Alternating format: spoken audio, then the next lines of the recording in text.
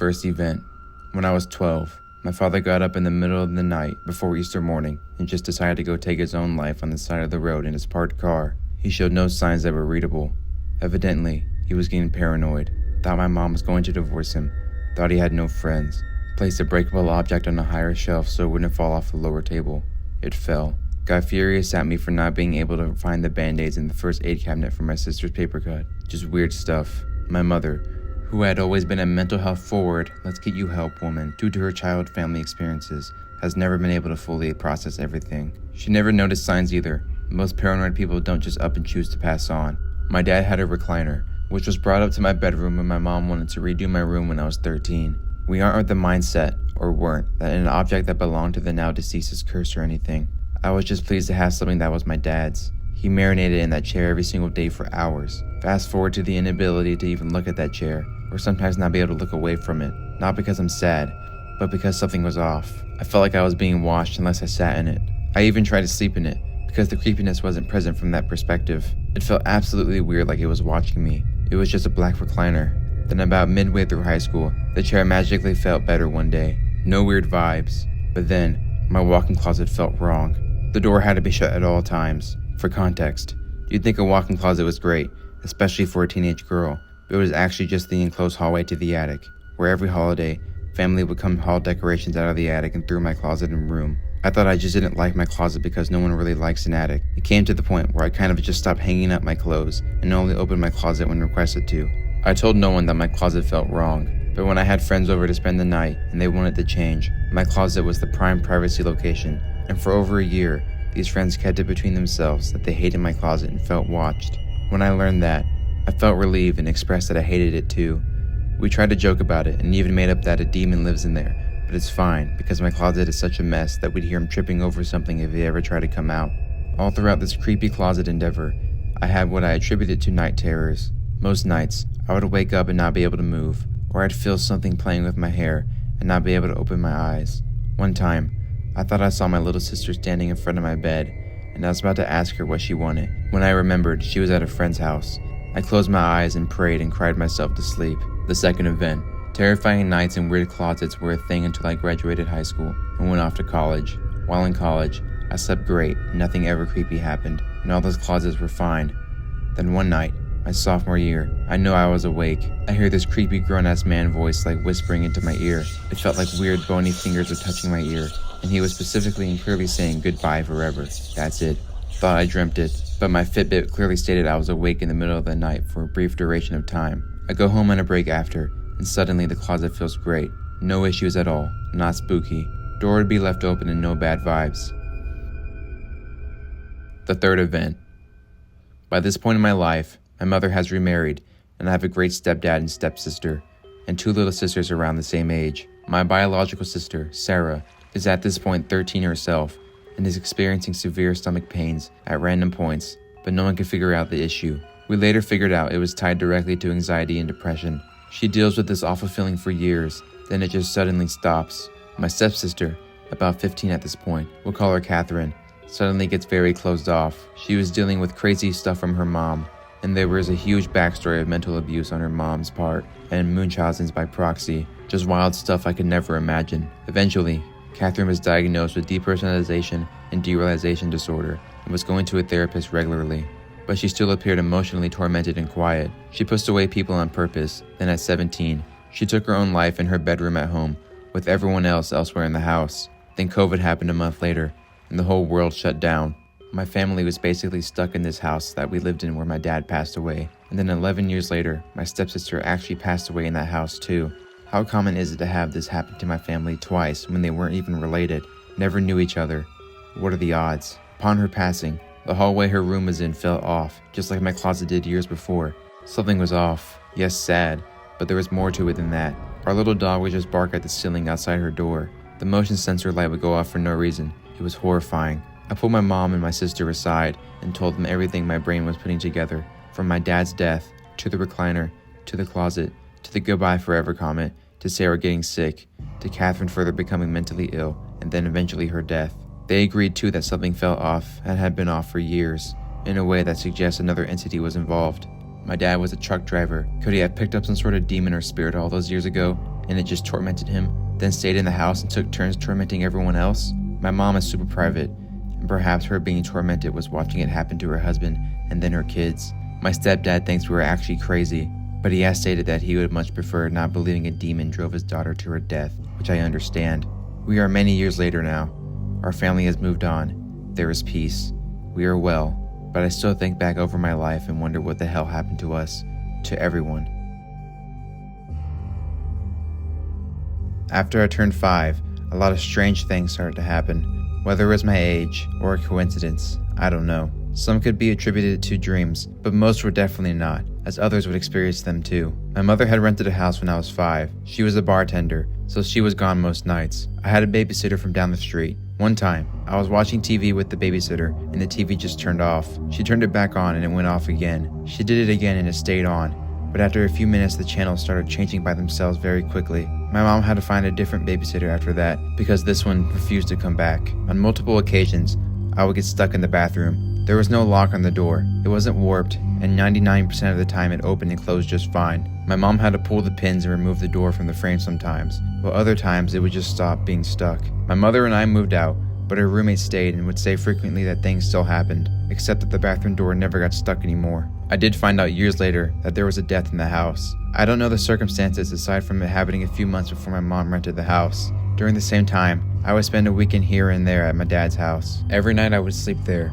The same things would happen, without fail. This has made me doubt it was a dream, because I've never had 2 identical dreams, much less dozens. The front window was huge, and had a heavy red velvet curtain. Every night it would start like a movie, with the curtain parting. It would always be the front view of a refrigerator for several seconds, before 2 pairs of blue hands and arms would come out from behind it and reach towards me. The scene would then change to an apple orchard. Every time I would blink, it would restart. Many times I would hear something walking in the kitchen. Making the noise was a pair of legs and red heels. No body or anything else, just the legs, walking from the kitchen down the hall and back. My dad would wake up and get mad at me, thinking I was stomping around in the middle of the night. This one is more goofy than anything, but still very strange. My dad had always hid plastic eggs with money in them around the house for Easter. One year, I knew exactly where they were because I had seen a shadowy thing going to each spot, even though my dad had not hidden the eggs yet. My dad thought I was cheating somehow, so he never hid the eggs again. I ended up living with my grandma for several years. She had a very secluded house in the mountains, and it was pretty easy to work yourself up and get scared in the dark.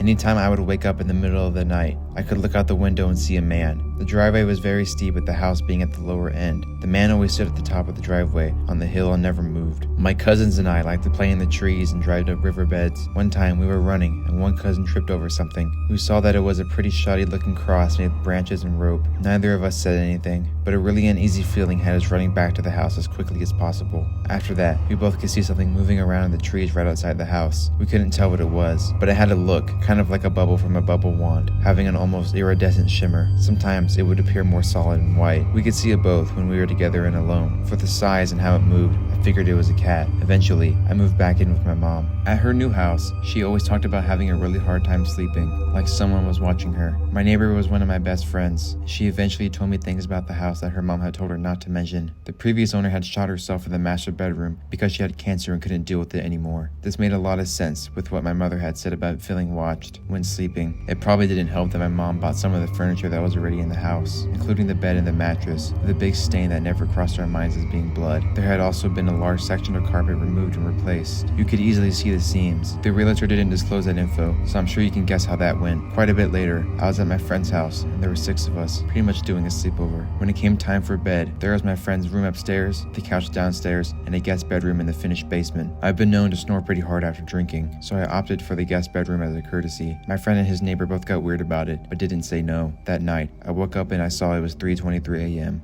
I tried to go back to sleep, but I felt as if someone had sat in the bottom corner of the bed. There was an extremely faint whispering.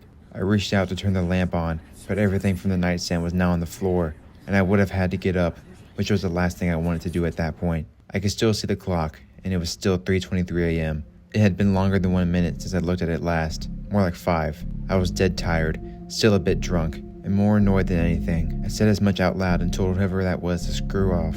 I had been looking towards the corner of the bed, and when I went to lay back down again, Everything on the nightstand was back and the time had advanced. The next morning I told my friend. He and his neighbor both looked at me a bit surprised, and they told me that a few other people had said the same things, and that they didn't tell me beforehand because they wanted to see if it happened again. Same friend, different day. His grandmother had passed away, and he was staying at her house while packing things and getting ready for it to be sold. He had all of us come over because he was freaked being there alone, since she died in the house.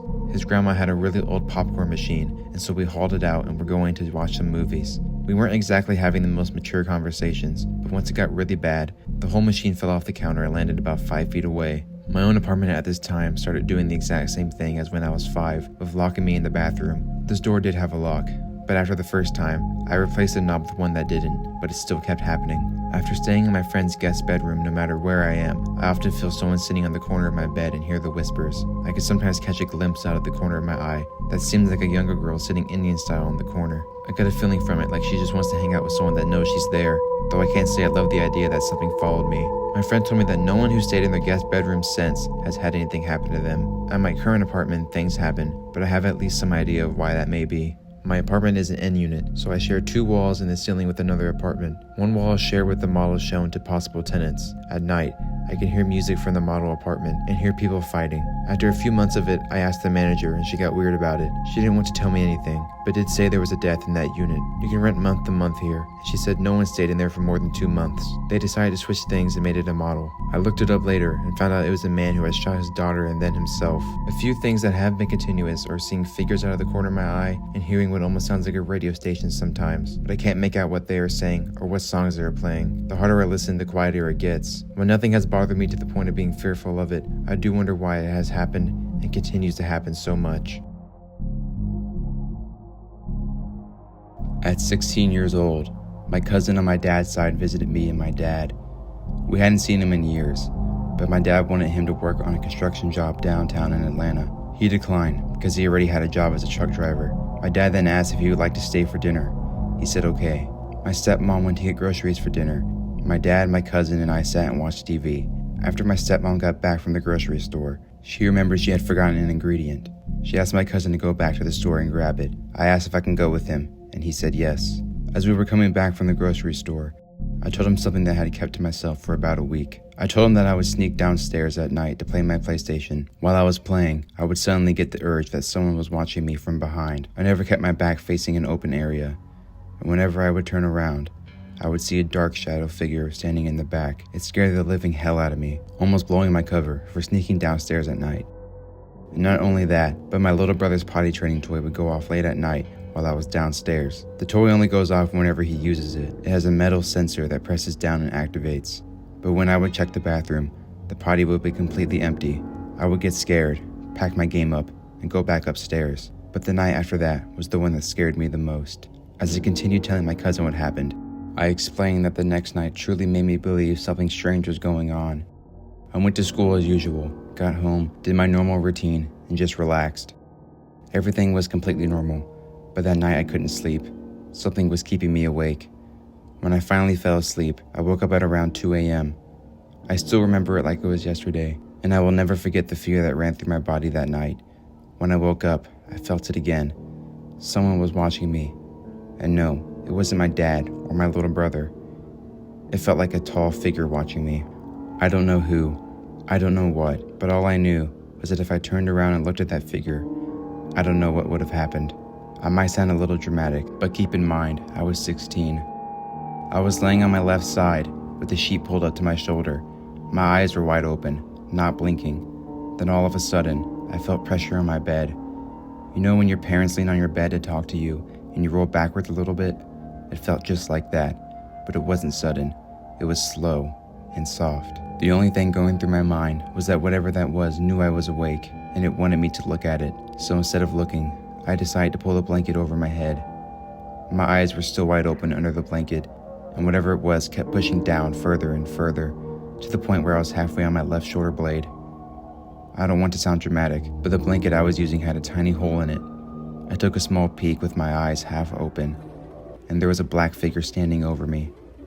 My dad's house had a floodlight in the backyard, and it was on. I think a squirrel had run past it, so it had been triggered. The light was shining through my bedroom window, but not too bright, just a dim glow. My room was still dark, but you could clearly tell there was light outside reflecting on the ceiling. But when I looked through the tiny hole in my blanket, I couldn't see the ceiling. Whatever it was just completely blocking it. I shut my eyes tight and tried to go back to sleep. Luckily, after a couple of minutes, I fell asleep. I woke up the next morning sweating. I didn't tell my dad because he had alarms in the house and none of them went off. When I told my cousin this, he slowed the car down and looked at me. He said that it didn't sound too far off from what my other cousins had told him. That's when he told me something that stuck with me. He said that he thinks there's something watching over our family. He doesn't know if it's good.